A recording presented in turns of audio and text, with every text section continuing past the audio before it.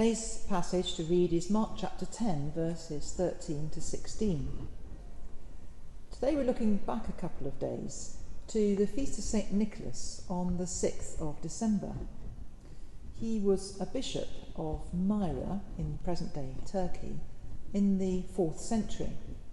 And he had a remarkable reputation, supported by a 9th century account of his life and his doings, which was very popular reading. The stories were about his love of children and his care for them, his care and generosity to the poor, and his concern for those who were sick or who were oppressed or suffering injustice. The key story for us at this time of year is about how he saved 3 daughters from prostitution, daughters of a poor shoemaker, by providing their dowries so that they were able to get married. The story goes that Nicholas gave his gifts anonymously, leaving little bags of gold in the girls' shoes before the fire at night. Well, immediately you can see a connection with a familiar figure of Christmas legend today.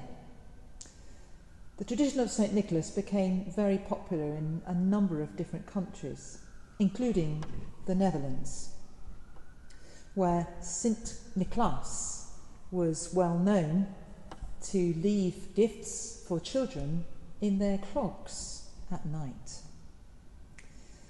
The idea of St. Niklaas and his gifts travelled to America with those who emigrated to the New World from the Netherlands, and there St. Niklaas gradually became Santa Claus.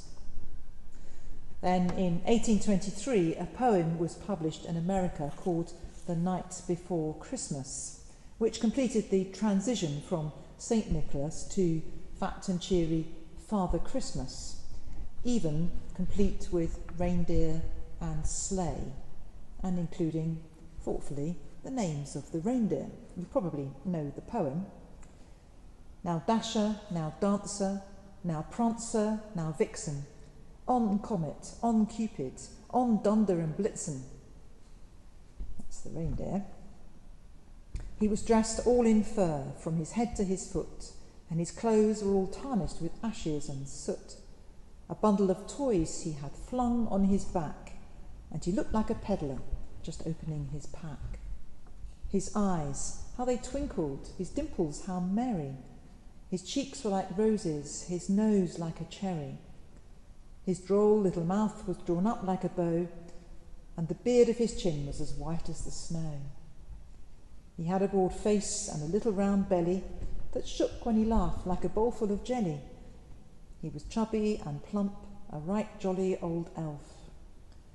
And so it goes on. At the weekend, we will be running a Christmas party for the children of our Sunday school, where they will hear the story of St. Nicholas, and they will be encouraged to bring with them a new toy as a gift for a child who might not otherwise get a Christmas present. These will be distributed through the Salvation Army to families in need in Cardiff.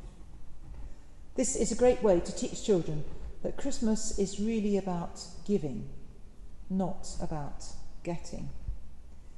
That it's really the time to celebrate God's greatest gift to us in his Son Jesus Christ.